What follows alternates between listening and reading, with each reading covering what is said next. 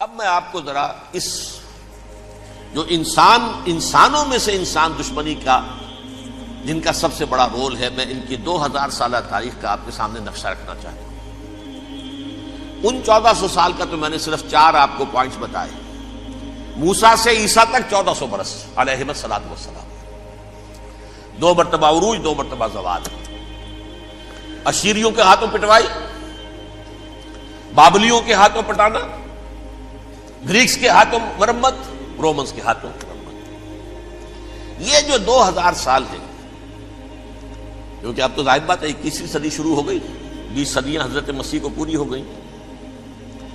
پہلی بات نوٹ کیجئے، حضرت مسیح کی پیدائش ہے سن 1 قبل مسیح۔ یہ نقطہ آپ نے کبھی سنا ہے یا نہیں؟ جب ملینیم کا سلسلہ شروع ہوا تھا پچھلے سال، تو میں نے بیان کر دیا تھا کہ ایک عجیب حساب کے اندر انہوں نے غلطی کی ہوئی ہے۔ حضرت مسیح کی پیدائش ہوئی 25 دسمبر کو، سن انہوں نے شروع کر دیا، جو اس کے بعد جنوری آئی تو پہلا سال شروع ہو گیا۔ اگر جنوری سے پہلا سال شروع ہوا تو یہ 6 دن جو ہے تو اس کے پچھلے سال میں تھے، لہذا کہا جائے گا کہ Jesus Christ was born 1 year before Christ, BC۔ تو 1 قبل مسیح میں حضرت مسیح کی پیدائش ہوئی۔ یہ آخری اسرائیلی نبی اور رسول۔ یہودی علماء کی مخالفت، دشمنی، سولی پر چڑھوا دینا میں بیان کر چکا ہوں۔ سن 33 عیسوی میں، جبکہ حضرت مسیح کی عمر 33 برس تھی، اللہ تعالیٰ نے انہیں زندہ آسمان پر اٹھا لیا، لیکن یہودیوں نے اپنے خیال کے مطابق انہیں سولی پر چڑھوا دیا، ان کی موت واقع ہو گئی۔ اگرچہ اس کے بعد یہ اختلاف ہے ان میں، یہودی کہتے ہیں وہ سولی پر چڑھ گیا، ختم ہوا، مر گیا۔ عیسائی کہتے ہیں نہیں، انتقال ہوا ہے مسیح کا صلیب پر، لیکن پھر وہ دوبارہ زندہ ہو گئے ہیں۔ ان کی لاش ایک غار میں رکھ دی گئی تھی، وہاں ریزریکشن ہو گیا، ان کا باعث بعد الموت وہی ہو گیا، اور پھر انہیں اللہ نے زندہ آسمان پر اٹھا دیا۔ تو ہمارے اور عیسائیوں کے درمیان نوٹ کر لیجئے، یہ چیز مشترک ہے کہ حضرت مسیح آسمان پر زندہ اٹھائے گئے۔ فرق کیا ہے؟ وہ سمجھتے ہیں کہ سولی دیے گئے، سولی پر مرے، پھر زندہ ہوئے، پھر گئے۔ ہم سمجھتے ہیں کہ نہیں، وما صلبوہ وما قتلوہ، انہوں نے نہ صلیب دے سکے انہیں اور نہ انہیں قتل کر سکے، بل رفعہ اللہ الیہ، اللہ نے اٹھا لیا۔ پھر ہمارا اور یہ اس کا عیسائیوں کا ایک اور اتفاق ہے، سیکنڈ کمنگ آف جیسس، حضرت مسیح دوبارہ آئیں گے۔ یہ عیسائیوں کا بھی عقیدہ ہے اور ہمارا بھی۔ بہرحال تو جیسا کہ میں نے عرض کیا کہ اس وقت یہ عذاب استیصال، عذاب اکبر کے مستحق ہو چکے تھے، لیکن اللہ نے ان کی مدت دراز کی ہے،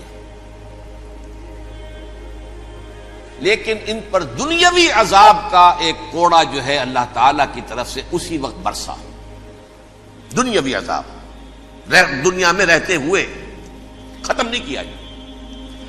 37 برس بعد، حضرت مسیح کے رفع سماوی کے 37 برس بعد، سن 70 میں یہودیوں نے بغاوت کی رومیوں کے خلاف۔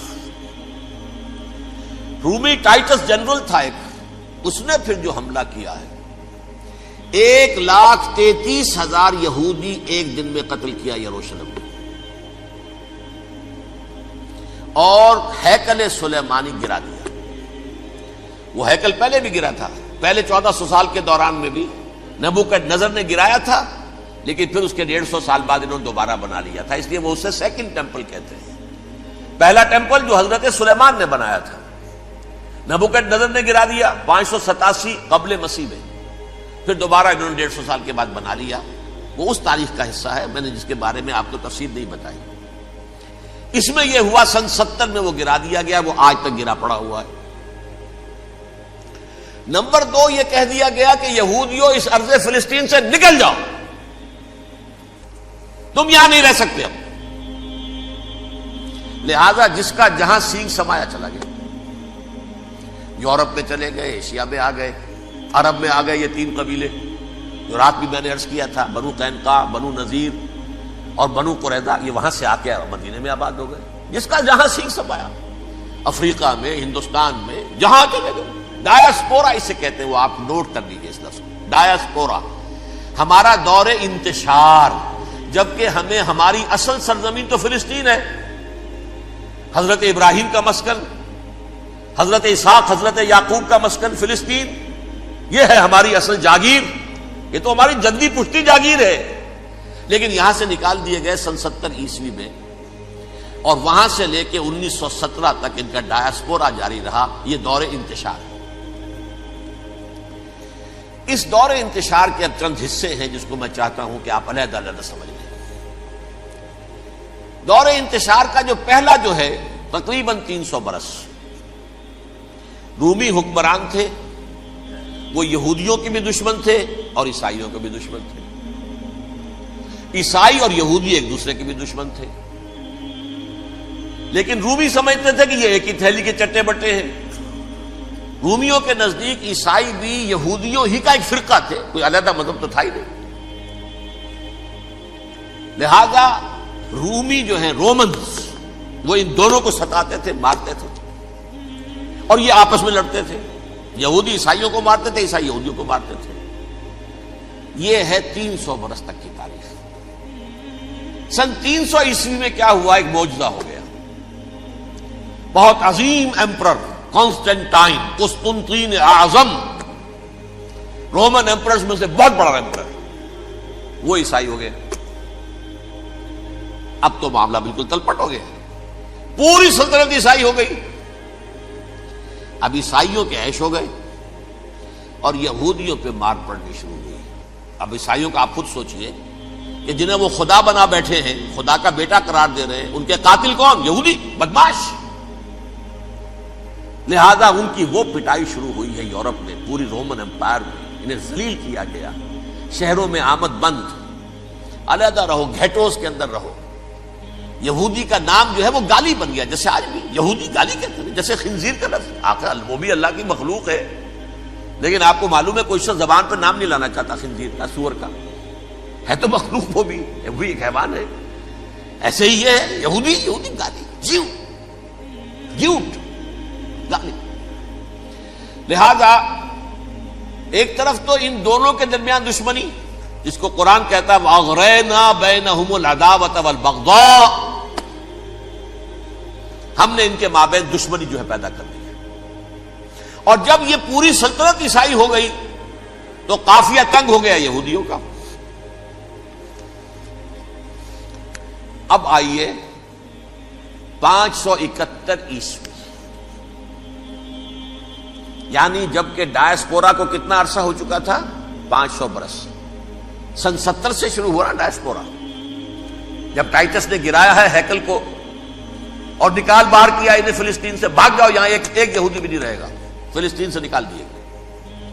اس کے پورے 500 برس بعد سن 571 عیسوی میں حضور کی پیدائش ہوئی، ولادت باسعادت محمد رسول اللہ صلی اللہ علیہ وسلم۔ 610 میں آپ پر وحی کا آغاز ہوا، لیکن حضور کے ساتھ ان کا معاملہ کیا رہا؟ اول تو جبکہ حضور ابھی مکے ہی میں تھے، یہودیوں نے ریشہ دوانیاں شروع کر دی حضور کے خلاف۔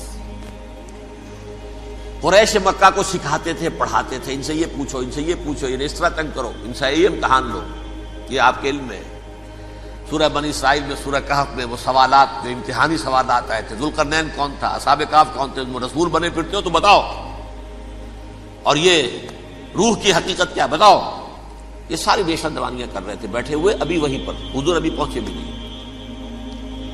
ہجرت فرما کر حضور تشریف لے آئے تو حضور نے، جسے ماسٹر سٹروک کہا جائے گا، یعنی اسٹیٹس مین شپ کا ماسٹر سٹروک، آپ نے مدینے میں آتے یہودیوں کے ساتھ پیکٹ کر دیا، جوائنٹ ڈیفنس پیکٹ آف مدینہ، کہ اگر مکے والے ہم پر حملہ کریں گے تو ہم مل جل کر ایک قوم کی حیثیت سے مقابلہ کریں گے۔ یہ میثاق مدینہ کہلاتا ہے، جس کے بہت غلط معنی پہنائے جا رہے ہیں آج کل۔ بہرحال میں موضوع میرا چونکہ یہ نہیں، میں ادھر نہیں جاؤں گا۔ لیکن ہوا کیا؟ ہر مرتبہ یہ خیانت کے مرتکب ہوئے، ان نے جو عہد کیے تھے ان سے پھرے، اندر ہی اندر سازش، ریشہ دوانی، حضور کی بدترین دشمنی۔ سورہ نساء کی آیت نمبر 12 میں 14 میں 13 میں فرمایا ہے لا تزال تطلع علی خائنۃ منہم، اے نبی ہمیشہ آپ کے علم میں ان کی طرف سے خیانتیں، بددیانتیاں آتی رہیں گی. اور بار بار وہ مسلسل جنگ کی آگ بھڑکاتے تھے. قریش کو دعوت دیتے، آؤ آؤ آؤ ہم اندر سے بغاوت کر دیں گے، تم آؤ تو صحیح، ختم کریں محمد کو اور اہل ایمان کو صلی اللہ علیہ وسلم رضی اللہ تعالی عنہم اجمعین. لیکن پھر جب وہ آتے تھے تو یہ دبک جاتے تھے، ان میں ہمت نہیں تھی، میدان کے مرد نہیں رہے تھے. یہ سورہ حشر میں ان کا نقشہ کھینچا گیا ہے. کھلے میدان میں مقابلے کی اس کے اندر صلاحیت ہی نہیں. یہ تو فصیلوں کے پیچھے سے، جیسے عورتیں کہیں دیہات میں لڑائی ہوتی ہے تو مرد جو ہے گلیوں میں لڑتے ہیں، عورتیں اوپر سے پتھر پھینکتی ہیں، بس وہ کام یہ کر سکتے تھے. من ورائے جدر، فصیلوں کے پیچھے سے، جنگ میں میدان میں نہیں آ سکتے. بہرحال قرآن مجید میں ہے یہ سورہ مائدہ کی آیت نمبر 64، کلما اوقدوا نارا للحرب اطفاها اللہ. اکثر و بیشتر مواقع پر تو یہ جب آگ بھڑکاتے تھے جنگ کی، اللہ اسے بجھا دیتا تھا. لیکن بہرحال اس کے باوجود جنگیں ہوئی، غزوہ بدر، غزوہ احد ہوئی کہ نہیں. یہ ساری اصل شرارت ہوئی، اور اس کے نتیجے میں حضور نے پھر ایک ایک کر کے 3 قبیلوں کو سزا دی. غزوہ بدر کے فوراً بعد بنو قینقاع نکالے گئے مدینے سے، غزوہ احد کے فوراً بعد بنو نذیر نکالے گئے، اور غزوہ احزاب کے بعد بنو قریظہ نکال دیے گئے. یہ تو میں نے آپ کے سامنے رکھ دیا صرف حضور کے زمانے میں ان کا کیا رویہ رہا. دشمن، رات بھی ہم نے وہ آیت پڑھی تھی، لَتَجِدَنَّ أَشَدَّ النَّاسِ عَدَاوَةً لِلَّذِينَ آمَنُوا الْيَهُودُ وَالَّذِينَ أَشْرَكُوا.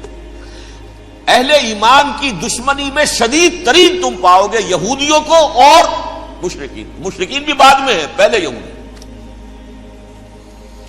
حضور کے بعد کیا ہوا اب یہ نوٹ کیجئے، یہ ان کی تاریخ کا دوسرا دور. حضرت عمر رضی اللہ تعالیٰ عنہ کا عہد خلافت ہے. بیت المقدس کا محاصرہ کیا گیا، فصیل بڑی اونچی، شہر اندر سے سیلف سفیشینٹ، حملے کا راستہ کوئی نہیں. محاصرہ طول کھینچ رہا ہے لیکن ان کے پاس رسد بھی موجود ہے، پانی بھی موجود ہے، وہ دروازے بند کر کے بیٹھے ہوئے ہیں. بالآخر اللہ تعالیٰ کی مشیت کا ظہور کیسے ہوا؟ ان کے کچھ علماء آئے فصیل پر، کہا دیکھو مسلمانوں، تم قیامت تک بھی یہاں پڑے رہو گے محاصرہ کر کے، ہمارا یہ شہر فتح نہیں ہوگا. ہاں ایک درویش بادشاہ کے ہاتھوں یہ شہر فتح ہونا ہے، لیکن تمہارے اندر ہمیں وہ نظر نہیں آ رہا. ابو عبیدہ بن الجراح رضی اللہ تعالی عنہ امین هذه الامہ، ان کا فوراً ذہن گیا وہ درویش بادشاہ مدینے میں بیٹھا ہوا ہے عمر رضی اللہ تعالی. اب ایک اور عمر بھی ہے جو قندھار میں بیٹھا ہے. نقشہ وہی ہے، سادگی کی حد تک نقشہ وہی ہے، بالکل وہی، اپنی آنکھوں سے دیکھا ہے وہی سادگی. عمر اول، عمر ثانی تھے عمر بن عبد العزیز. اب ایک اللہ کے فضل سے اللہ تعالیٰ ایدہ اللہ بنصرتہ، اللہ تعالیٰ ان کی نصرت فرمائے، دشمنوں کو ان کے مقابلے میں نیست و نابود کرے. انہوں نے ریکویسٹ بھیج دی کہ حضور تشریف لائیے، یہ شہر فتح ہو جائے گا. وہ ہے سفر تاریخی، اتنا طویل سفر، تقریباً 700 میل، ایک اونٹ، ایک خادم، ایک منزل پہ امیر المومنین اوپر بیٹھے، خادم آگے چل رہا ہے، اگلی منزل پہ خادم اوپر بیٹھا ہے، امیر المومنین آگے جا رہا ہے. اور جب پہنچے ہیں تو وہ باری تھی خادم کی. انہوں نے ہاتھ جوڑ دیا، حضور خدا کے لیے تم کیا کہیں گے لوگ، وہ میرا برا حال کر دیں گے، تمہیں شرم نہیں آئی؟ امیر المومنین پیدل آگے چل رہے ہیں نکیل پکڑ کر، اور تم بیٹھے ہو اوپر براجمان ہو. حضرت عمر فرمایا الدور دورک، نہیں باری تمہاری ہے، بیٹھ. اس حال میں پہنچے ہیں.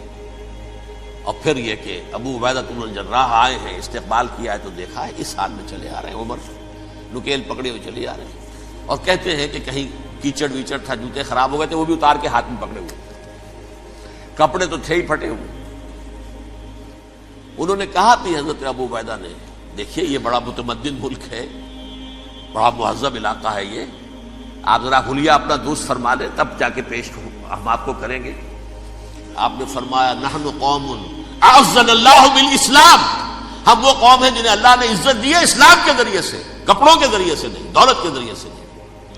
اسی حال میں گئے ہیں، اوپر سے انہوں نے کھڑے ہو کر نشانیاں دیکھی ہیں، اپنی کتابیں کھولی، ہاں یہ وہی ہے، اچھا لو جی سرنڈر، شہر تمہارے ہاتھ میں۔ خون کا ایک قطرہ نہیں بہا اور بیت المقدس فتح ہو گیا۔ لیکن اس وقت حضرت عمر نے ایک نرمی یہ کی کہ یہودیوں کے لیے بھی اسے اوپن سٹی قرار دے دیا۔ یہ احسان عظیم حضرت عمر کا۔ اس سے پہلے یہودی آ ہی نہیں سکتا تھا، داخل ہی نہیں ہو سکتا تھا، وہاں وہ آ کر وزٹ نہیں کر سکتا تھا، زیارت نہیں کر سکتا تھا اپنے مقدس مقامات کی۔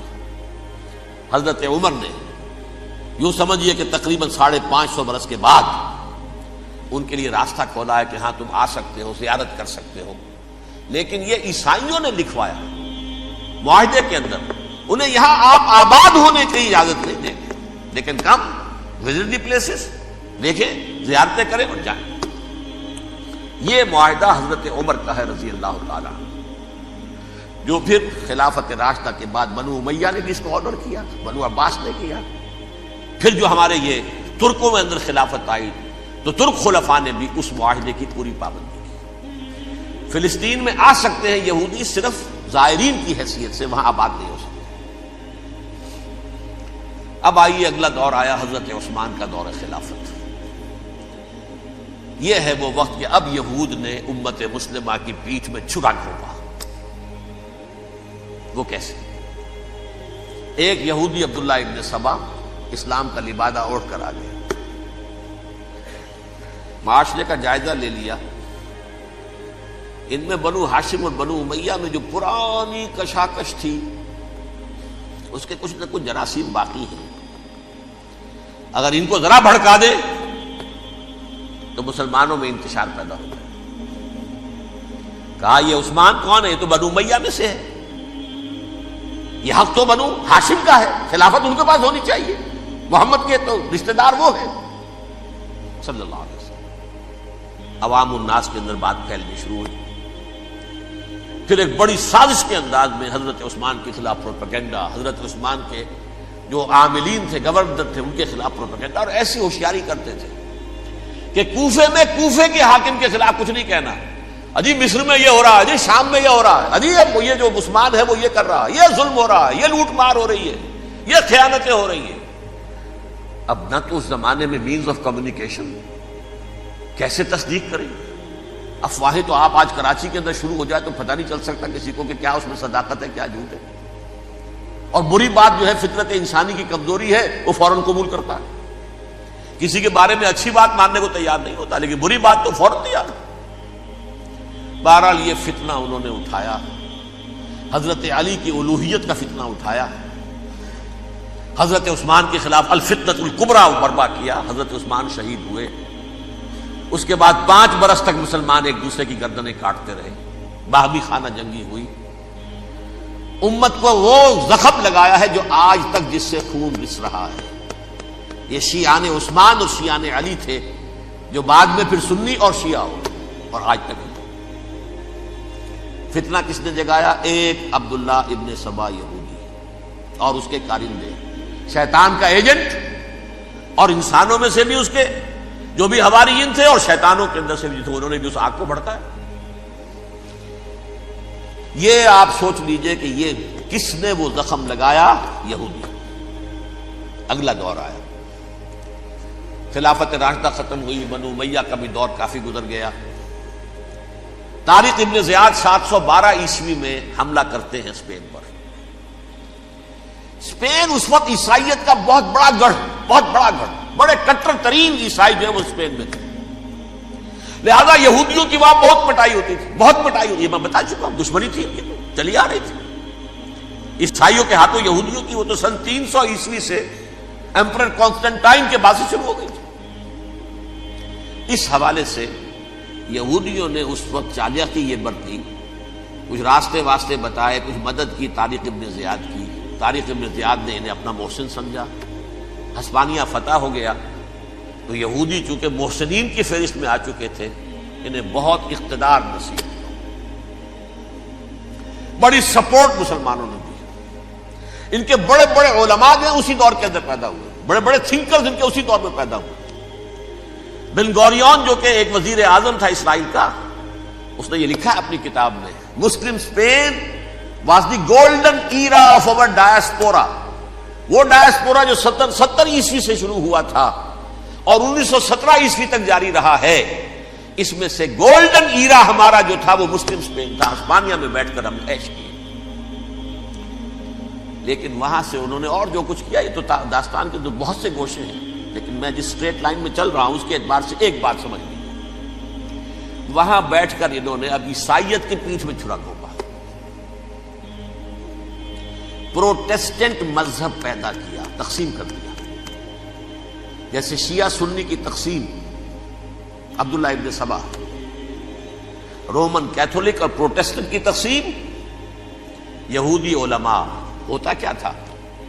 ہسپانیہ کی یونیورسٹیاں ہیں، کارڈووا میں ہے، ٹولیڈو میں ہے، گریناڈا میں ہے، غرناطہ، قرطبہ، تولیتلا، اور وہاں آتے تھے لوگ. فرانس سے چلے آ رہے ہیں نوجوان پڑھنے کے لیے، جرمنی سے چلے آ رہے ہیں، اٹلی سے چلے آ رہے ہیں. 3 ہی ملک قریب ترین پڑھتے ہیں سینٹرل جو یورپ کے ہیں. یہاں پر جو ہے وہ اسلام جو نور پھیلا رہا تھا اس سے بھی مستفیض ہوئے. جہالت کے جو ہے پردے ان کے وہ چھٹے. اس کے ساتھ ہی وہ یہودی وہاں ان کے اندر جو جراثیم داخل کر رہے تھے، وہ اس عیسائیت کے خلاف بغاوت تھی جو اس وقت دنیا میں عیسائیت اس وقت تھی. پوپ کا راج تھا دنیا میں اس وقت. یورپ میں جو عیسائیت تھی اس میں ایک طرف بادشاہ تھے، لیکن بادشاہوں کی حیثیت وہاں پر یوں سمجھ لیجئے کٹ پتلیوں کی تھی. اصل قوت پوپ کے ہاتھ میں تھی.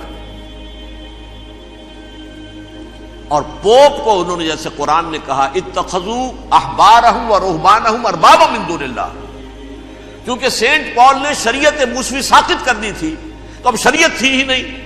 پوپ کو اختیار تھا جس چیز کو چاہے حلال قرار دے دے، جس چیز کو چاہے حرام قرار دے دے. اتخذوا احبارهم ورهبانهم اربابا من دون اللہ. انہوں نے کہا صاحب یہ پوپ کس بلا کا نام ہے، یہ بھی انسان ہے. بات تو ٹھیک تھی نا، اصل حیثیت تو کتاب کی ہونی چاہیے، ڈیوائن بک، دی ریویلڈ اسکرپچر. لہذا اور یہ کتاب ہر شخص پڑھ سکتا ہے. کوئی پوپ کے باپ کو جو ہے کوئی اس کے لیے پروپرائٹری رائٹس تو نہیں ہے کہ صرف پوپ پڑھ سکتا ہے یا پادری پڑھ سکتے ہیں. ہم بھی پڑھ سکتے ہیں، ہم بھی سمجھ سکتے ہیں. یہ باتیں تھی کہ جن کو بڑھا چڑھا کر بیان کر کے اور پوپ کا اقتدار ختم کرا دیا اور توجہ مرکوز کر دی بائبل کی طرف. اب بائبل میں بڑا حصہ تو اولڈ ٹیسٹامنٹ کا ہے. نتیجہ کیا ہوا؟ یہود کی عظمت پروٹیسٹنٹس کے نزدیک مسلم ہو گئی.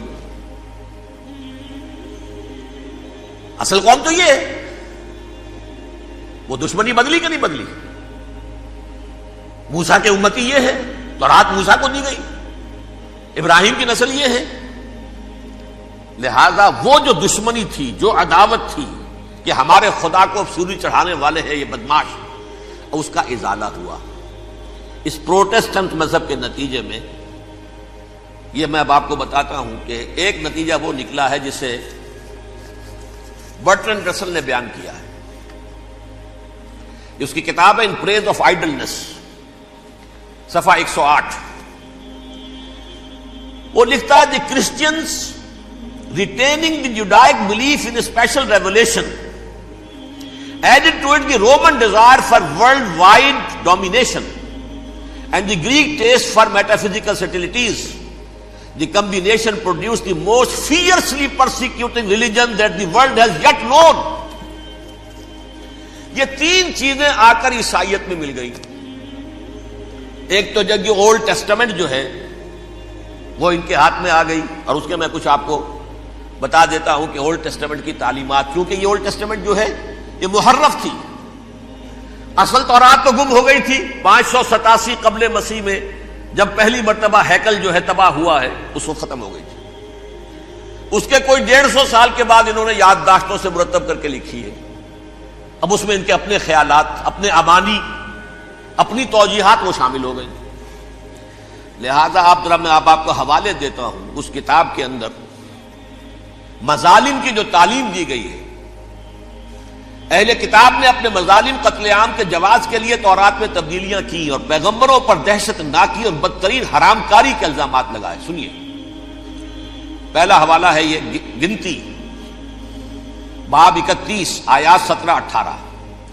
اس لیے ان بچوں میں جتنے لڑکے ہیں سب کو مار ڈالو، اور جتنی عورتیں مرد کا منہ دیکھ چکی ہیں ان کو بھی قتل کر ڈالو، لیکن ان لڑکیوں کو جو مرد سے واقف نہیں اور اچھوتی ہیں اپنے لیے زندہ رکھو.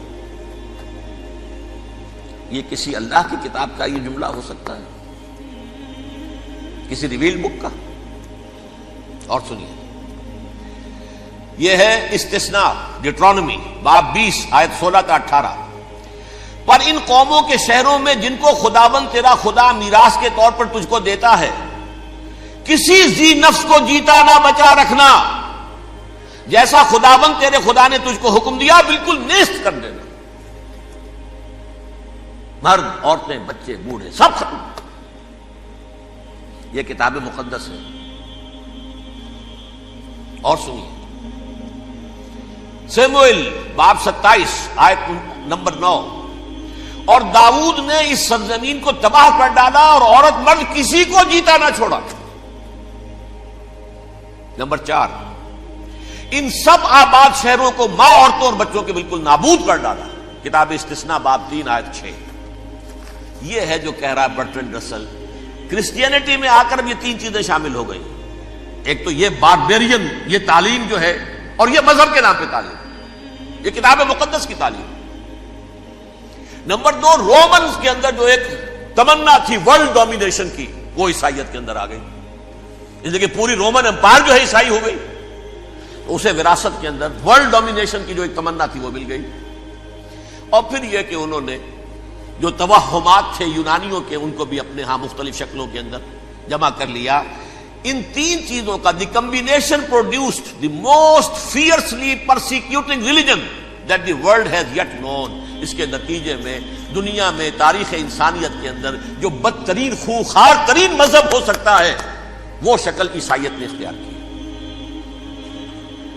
اور اس کا مظہر عتم کیا تھا؟ نوٹ کیجیے، صلیبی جنگیں. ایک بار ٹائم ٹیبل کے اعتبار سے نوٹ کر لیجئے گا. فرسٹ ملینیم ختم ہوا، سیکنڈ شروع ہوا. ان کے 1000 سال ختم ہوئے تو 11ویں صدی میں سیکنڈ ملینیم شروع ہوا، تو پہلی صلیبی جنگیں ہوئی. لاکھوں مسلمان قتل کیے. صرف یروشلم کے اندر اتنا خون بہایا ہے کہ خود ان کے ہسٹورینز لکھتے ہیں کہ جب ان صلیبیوں نے جب گھوڑوں کے ساتھ وہ چل رہے تھے گلیوں میں، تو ان کے گھوڑوں کے گھٹنوں تک خون کی ندی بہ رہی تھی. جہاں سے گزرے ختم کرتے چلے گئے، آبادیاں کی آبادیاں ختم کر دی. اگرچہ اس کروسیڈ میں گیہوں کے ساتھ گھن بھی پسا، یہودی بھی بہت مارے گئے. یہ فرانس سے، جرمنی سے جب یہ کروسیڈرز آ رہے تھے، 3000 میل کا سفر طے کر کے آئے تھے. سوچئے تو صحیح. اربن ثانی پوپ جو تھا، آگ لگا دی تھی اس نے پورے یورپ کے اندر. شرم سے ڈوب مرو، تمہارے مقدس علاقے مسلمانوں کے ہاتھ میں. انفیڈلز، یہ کافر، یہ مرتد، یہ ملحد. مسیح جہاں پیدا ہوا، مسیح کو جہاں سولی دی گئی، وہ کہاں ہے؟ ان کے ہاتھ میں. وہ آگ لگائی ہے، 3000 میل کا فاصلہ طے کر کے یہ نوٹ ہو پایا. یہ اور جو تباہی مچائی ہے تاریخ انسانی میں، ایسی بربریت کی کوئی مثال. اور یہ ان کے اپنے ہسٹورینز لکھتے ہیں. شرم کے بارے میں ایسے محسوس ہوتا ہے جیسے ان کی گردنیں جھکی جا رہی ہیں.